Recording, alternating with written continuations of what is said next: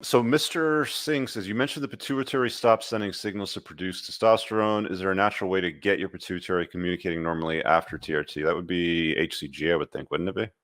No, ACG just sends the signal to your testicles. So there's naturally you'll just have to wait. It usually takes about 6 months, maybe a year before everything kind of picks up again. So that's why we do post-cycle therapy, or you can call it post-TRT therapy. Yeah.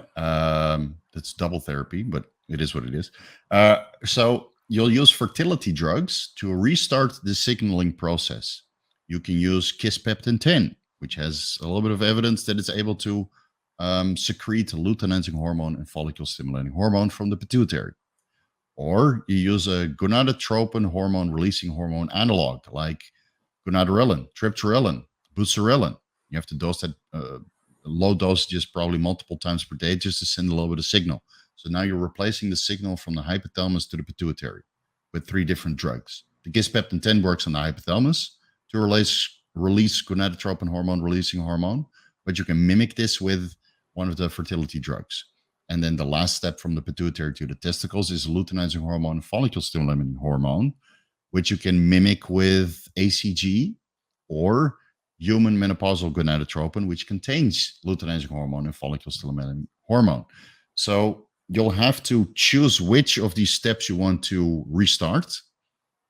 And that's going to take time. And not every drug is as efficacious as the next drug. So you'll have to figure out what works. So I've been running an experiment with Kispeptin 10. Didn't work. Didn't raise my LH and FSH levels. And I'm still running it just to get the blood work.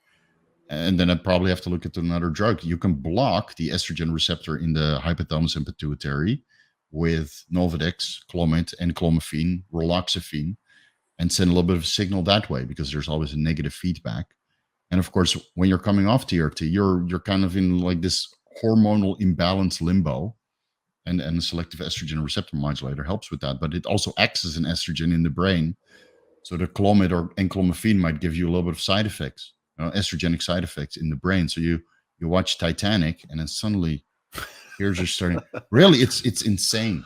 Yeah. Like you think you're the most alpha male, and all right, you're successful and you've accomplished a lot of things, and you're settled and you're grounded. And then you take Clomid or enclomiphene, you start freaking crying during movies. Yeah. You know what's interesting? A lot of people think that when you start introducing therapeutic doses of testosterone into your healthcare regime as you get older as a guy, like you're going to get more aggressive, you get more like pissed off, you get cut off driving, you're going to get road rage. But for me, I found it actually calmed me. Like, having more balanced levels of testosterone and estrogen and all the other hormones, actually like stuff didn't bother me so much. Yeah. No, because you're also actively suppressing cortisol. If your testosterone is higher, you suppress your cortisol, and that's also one of those stress hormones that make you a little bit agitated. Yeah. So if your testosterone is at the top of the reference range or a little bit over, right, wherever you feel comfortable, and your estrogen is the same, and it's nice and stable, you feel very grounded and leveled. Yeah. Now you go and test trenbolone and all this bodybuilding stuff in higher dosages. Yeah, roid rage is definitely there, and you will feel pissed off while driving. I've been there many, many times. Driving in Asia is it's a one hell of a roller coaster, I would say. Yeah.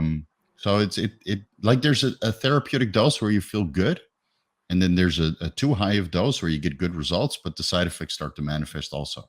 Yeah, it's like one of the questions my doctor's always asking me. He's like, your levels look good. You're a little bit, higher into the reference range. You're getting pissed off easily. You're getting angry. You have any anger issues? I'm like, no, I feel really good, actually. I feel very calm. Nothing really gets under my skin. So no, it just works better for me that way.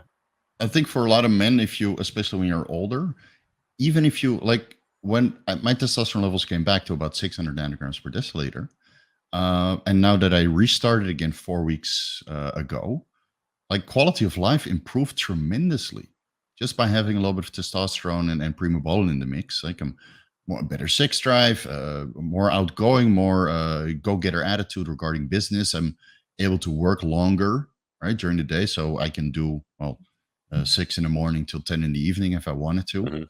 Right, and I'm energetic throughout the day, which I didn't have when I was off TRT. So there's huge benefits. What do There's you think huge about benefits. that soundbite that came off the Huberman interview? I think he was on Friedman's podcast, and he said something along the lines of testosterone makes effort feel good. Yeah, it's very true. It's some sort of a dopaminergic or a dopamine response in the brain, where you do something and you get this little reward strategy or reward through a chemical release, and it's certainly true. It's certainly true. I mean, you're on hormone replacement in the end of the month when you're doing your financials is a very rewarding experience, far more rewarding than without the testosterone, which is weird to say. But yeah, you're just more driven, I would say, more driven, and you're less conflicted on which direction you need to go with business wise. Hmm. Like if you're investing, for example, sometimes there's a lot. You have the market says this thing, and the news says this thing, and then you're not really sure. Should I invest or not invest? Should I sell or not sell? Hmm. And then now that I'm 4 weeks back on hormone replacement, I know exactly what to do. There's no conflict. Yeah, it clears up some of the brain fog. It's one of the Right. things that people don't understand is that when you're deficient in testosterone, and one of the things that a lot of guys get prescribed incorrectly, in my view, is they get SSRIs and antidepressants when they should really be going on testosterone therapy, like a therapeutic dose of it. Nothing Hmm. like bodybuilder levels, but like just getting that level fixed, and that fixes the Yeah. problem for most guys, right? For sure, for sure. And of course, there is a place for SSRIs, but most guys, especially if your testosterone levels are subclinical, that would be the immediate approach going forward because our bodies works on testosterone. And if your body is not cooperating and producing sufficient amounts, Hmm. supplement. I mean, women have been doing that since the age of 15 with birth control. Hmm. So, right, we should be able to do the same thing.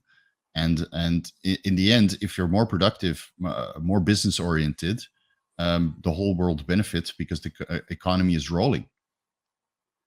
That's the way I look at it. Hmm. So, all right, and then it's just a matter of managing your health accordingly. Which, if you want to be a bodybuilder, it's a constant sacrifice. But with hormone replacement therapy, even if it's a little bit plus, yeah, the management of health is not that severe. You can do your blood work every 3 months, make a couple adjustments, and go about your business.